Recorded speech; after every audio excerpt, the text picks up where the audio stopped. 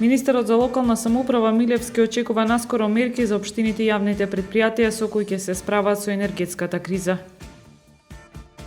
Санација на оштетениот дел од заштитениот чинар во населба Кошишта кој напукна ноќеска, превентивно отстранети и други делови за да се спречи на тамошно оштетување.